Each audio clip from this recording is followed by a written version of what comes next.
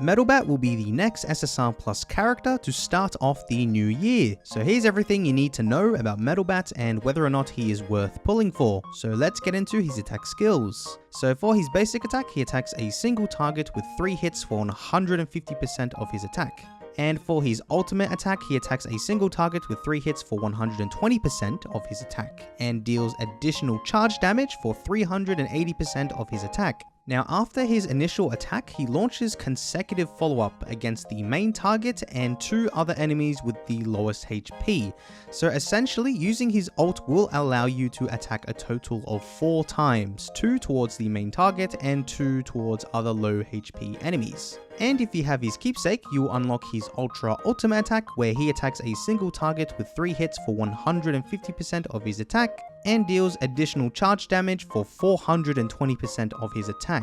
And he will now launch consecutive follow-up against the main target and 3 other enemies with the lowest HP. So essentially, using his ult will allow you to attack a total of 5 times. He also gains the neat additional buff where he heals for 12% of his HP to himself for every consecutive follow-up.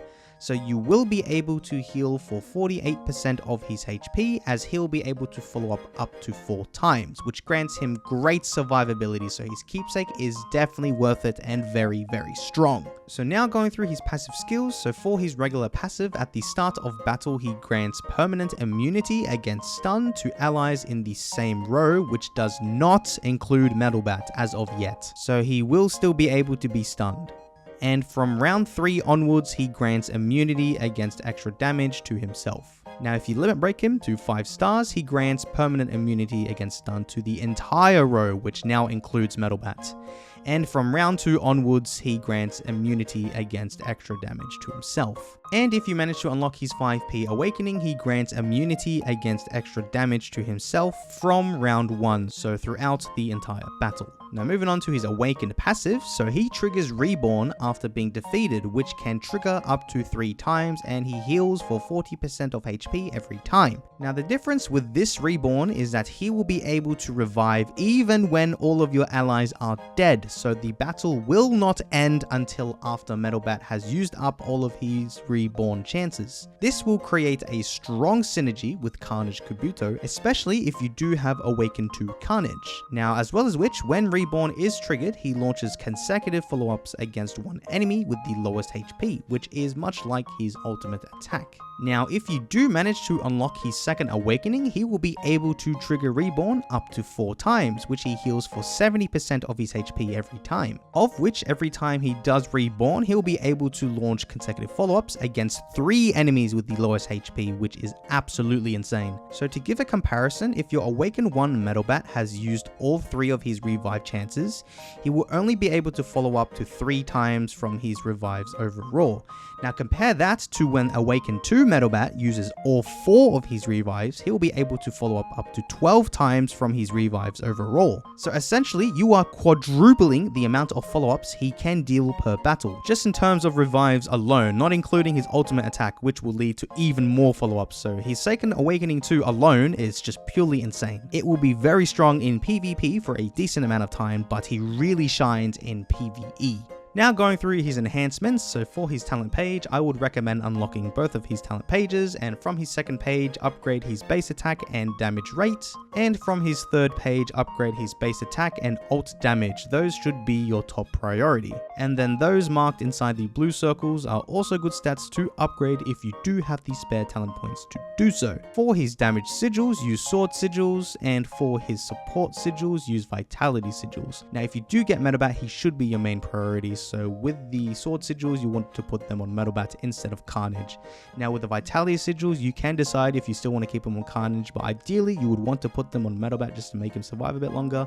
If not, you can put whatever sigils on Metal Bat and keep the vitality sigils onto Carnage. Now in regards to his limit break, at a minimum, get him up to 5 stars in order to grant that stun immunity to your Metal Bat. Now you are in no rush in doing so, especially if you put him in the back row, as if you are focusing on Carnage, for example, you definitely can take your time with Metal Bat, because you would want to get Carnage 5-star as soon as possible first. But you definitely do want to get Metal Bat to 5 stars whenever you can, as that stun immunity to himself will help out quite a lot. And in regards to his awakening, at a minimum get him to 4p, not for his crit buffs since they are pretty useless on him, but for his crush rate so that you can break through the block rate of your enemy. Now if you can, getting his 5p is optional, as you'll be granted permanent extra damage immunity, but you are in no rush to do so. So if you do have the spare hero cores, then you might as well spend them on him. Otherwise 4p is more than enough. Now going through his gears, so for his gear setup, the best set for him would either be a machine or fiery set. Otherwise, having a martial arts set would be a good alternative, but you could also decide to use a knight or primal set. And with his gears, you would want all 4 of them having attack percent, as you want to make his attack as high as possible to get that charge damage as high as possible. And for his buff gears, all of them should have attack, with your hero gear having attack bonus and flat attack, your duelist gear having flat attack as your main priority, as well as crit if you want to. It isn't the strongest on him, but it will still be applicable to his direct damage portion of his ultimate, so you can go for crit if you want. And your S-class gear having flat attack as your main priority once again, but you can go for damage rate as well if you want to, which isn't the strongest on him, but it is the second best stat for him, and it will still be applicable to his direct damage portion of his ultimate, so it's not bad to have. And if you manage to get an augmentation from upgrading your S-class gear, none of them are really useful for Metal Bat, so you can completely ignore them. But if you get a Berserk augment, that can work well best with Geryu core. Now, I will also be providing some examples of what some lineups can look like with Metal Bat. So especially for the higher end top players, the first example will definitely be what you'll be looking for the most, where you have 5 SSR plus characters, excluding Bakuzan. So you have Carnage, Metal Bat, and King all in the same row. So King will speed boost your Metal Bat and Carnage, and then you have Child Emperor and Boros in the back, as well as Bengpu's core to basically stature that whole team. So this will be a very common team that you'll probably be seeing from the top end players. Now example 2 you can also go with, where instead of putting Child Emperor you could use Drive Knight, and instead of King you can use Sonic V2 as your speedster. Or you can go with example 3 where you have Watchdog Man to buff up that Carnage Kabuto if you don't have Boros, for example. Instead of a high tech you can use still Genji. Genji's still perfectly fine to use, but in the same row you have Metal Bat, Carnage, and King all speeding up each other. Then you just have that Watchdog Man and Genji at the back to support your characters with Bengpu. Now with example 4, it's relatively the same with Carnage and Metal Bat, with King as your speedster. Now if you don't have King, then you would probably want to put an Esper, so you could put whatever Esper like ATT or RMG. But some altercations that you can see is using Suiru now as a support unit for this era, as his charge damage passive, which will buff up the charge damage, it will work very well with Metal Bat in particular. So in PvE it's going to be very strong, but in PvP it's going to do quite good as well. So you can be seeing Suiru in a lot of these teams, which will be more throughout the lower end tier teams, which I'll go through, but this is also a pretty solid team that you could be looking out for in the future as well. So these are some examples of what some high-end players can look like with their teams. It doesn't have to be exactly unit for unit. You could not have like King, for example, which I know a lot of people might not have King, so you can put a random Esper in. Whatever Esper is your second strongest or is your strongest Esper, but otherwise this is probably the majority of the high-end players that you'll be seeing. Now for the lower end players, example 1 could be a perfect example of what your team can look like if you did get Carnage Kabuto, which most of you should have gotten. So you can use Carnage with Metal Bat and Suiru as a support to buff up both of their charge damages. Then you can use an Esper like RMG to fill in that Esper slot, or you can use Genji as your high tech slot to fill in that slot, and then Bengpu as the core over there. Now example 2 is essentially the exact same, but instead of using Suiru and RMG, you could go with the ATT combo with Vaccine Man if you do prioritize more of a dot setup, which can still work effectively. Now with example 3, for example, if you don't have Carnage Kabuto, then I guess it's fine as long as you have Suiru, because Suiru is a great character that you can get for free now in the heroic summons if you do want to test your luck there. But otherwise, the Espers that I have in this team, like Vaccine Man and ATT, can be easily replaceable if you don't have ATT but have RMG instead. So you can put RMG instead, and then just whoever you want as a support character or just a DPS character to replace Vaccine Man. And now with example 4, because if you don't have Bengpu's core, unfortunately, then you could have Geryu's core, which was the next available free-to-play core that you could have gotten during the anniversary.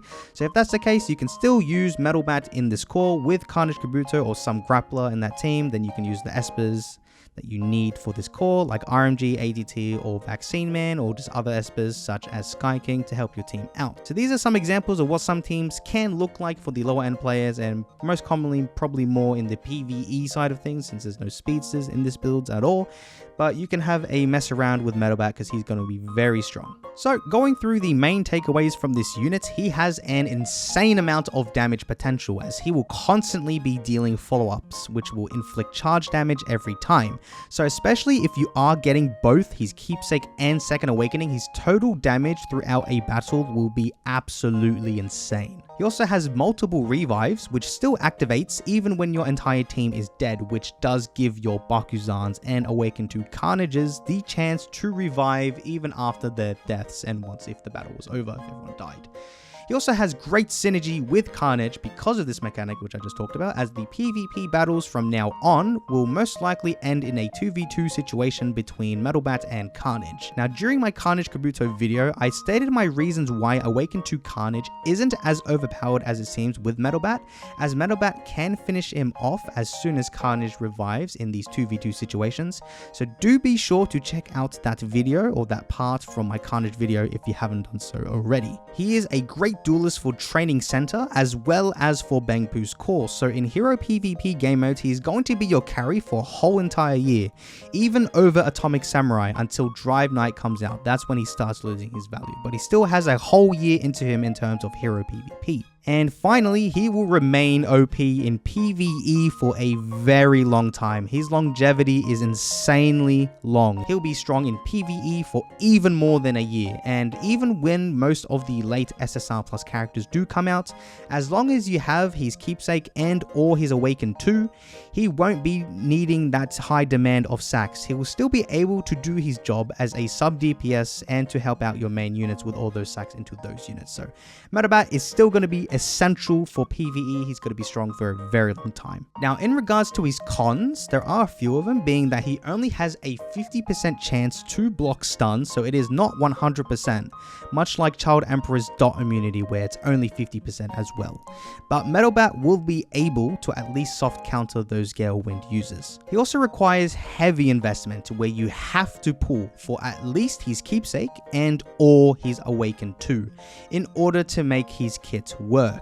So if you do decide to pull for Metal Bats without either of them, then you are wasting your black ticket. So please skip him if that's the case. You need to have at least his Keepsake and or his Awakened 2. And finally, the huge factor that people have been concerned about is that he does get countered by Gargantube's core, as those Undying Shields that do last for 4 actions will nullify any incoming damage, which will protect them from death, and your Metal Bat won't be able to deal any damage. So I'm going to give my take on this. Metal Bat is still strong in PvP during the early stages of Geryu's core. Once Geryu's core is out, everyone gets counted, so everyone is still in the same boat. All the SSR Plus characters that we will have as soon as Geryu comes out, everyone's in the same boat. So we will have to wait until units such as Atomic Samurai come, and especially breakthrough units such as Garo and Goketsu to come in order to reduce those shields entirely. So Metal Bat will still be relevant in PvP for at least 3 months. 1 month during Bengpu's era and 2 months during Geryu's era. But I will say he is still more prioritized as a PvE character, but don't count him out just yet in PvP until you see what he can do in PvP for the months to come. So, should you pull for Metal Bat? So here is where it gets tricky, and I'm going to give you my personal advice for the future for my free-to-play and low spenders. So Metal Bat isn't a must pull, but is highly recommended if you have the spare vouchers to do so, because he will carry you greatly. So for free to play and low spenders, if you can at least get him with his Keepsake or even his Second Awakening, which is a bit more expensive, but if either one of them, if you can get either one of them, then definitely get him. Now the scenario in future is that most of you will have to pick one between Metal Bat or Atomic Samurai, which if you still are around and you are playing when Drive Knight's core is released, I'm going to give advice that to get Metal Bats over Atomic Samurai, and here's why. Atomic Samurai is only strong with and against Geryu's core, as he will be able to launch his follow-up attacks, which is where his main strength comes from. So he is unusable without Geryu Ganshoop in every way if you just have him awaken one with his keepsake. Now, unless you have Atomic to his second awakening, it will allow him to deal his follow-up attacks without needing Geryu Ganshoop in any way. So since second awakenings are very expensive, where on average you will need to spend about 320 to 400 black tickets if you are pulling for their second awakening during the debut, it will be much better to get Metal Bat now with his keepsake rather than Atomic Samurai with his keepsake if you do plan on playing throughout the Drive Knight era. But if you can get Atomic Samurai to at least awaken 2 by skipping Metal Bat, then that is perfectly fine and you can skip Metal Bat entirely. Now, it is quite a tough decision to make, especially if you did pull for Carnage's keepsake, which was the safest option, so nothing wrong there. Now, with this, there's also another option that you can go with, which is a massive gamble, but Sonic V2 was released for free on the Southeast Asian servers to celebrate the launch of the global version. So I don't know what the equivalent of that event will be on global, but if Sonic V2 does ever come free on this version, then he can be used as your duelist slot for Drive Knight, unless you plan on getting other duelists such as Fleshy Flash, Subterranean King, or Zombie Man, which are all whale characters, so for free to play, I don't really advise you to get any of those 3. So with all that being said, you will have to make some future heavy planning at this current point in time, so you will have to plan ahead as of right now. But if you do finalize your decision and do decide to get Metal Bat, then you have to get his keepsake as well, and that is more than enough. You don't have to get his awakening too. As long as you get him and his keepsake, you will be fine even through the Drive Knight core era. You won't be as strong, but you will have at least have some duelists to compete. Now, if you do have the money spared for Metal Bat, then that's great. So for the rest of you spenders out there, get his keepsake and try to get his second awakening if you can, as he'll have great longevity in PvE for a very, very long time. As progressing through Mirage Trials and especially Crescent Towers in the future, hint hint, it will be so much easier for yourself, so definitely get his second awakening with his keepsake. And now I present the predicted SSR Plus timeline for global. So based on my predictions, Drive Knight should be released in November 2024. So try and plan out on who you want to pull for before then by watching all of my previous SSR Plus guides, which I will leave in the description down below. Anyways, that wraps up the end of the video. I'd love to give shout outs to all of my amazing YouTube members, so special thanks to my X tier members being Gamma, Blackshot, Oliver, Solionaire, Shinobu PK, and Skies, my Y tier members being Dragon, Jared, Nieni, EQ, and Dominic, and my Z tier members being Zelion, Dove, Freddy, Great Leader, Little Who, God K, Joseph, Burnt Ramen, Wow You Can Really Dance, and my 5 brand new Z tier members who went back to back to back throughout my stream earlier today: Aesop, Solenia, UV, Sly Rider, and Piper. Thank you all very much for your increasing amount of support, as now it seems like I cannot quit this game for quite a while, so I appreciate all of your support very much. It has been an incredible year for me and for this channel, so I cannot thank you all enough for all of your support and getting me to how far we have become in only 8 months, which is absolutely insane to me. So once again, thank you all very much. I hope you all have an amazing new year, and I will catch you all next time.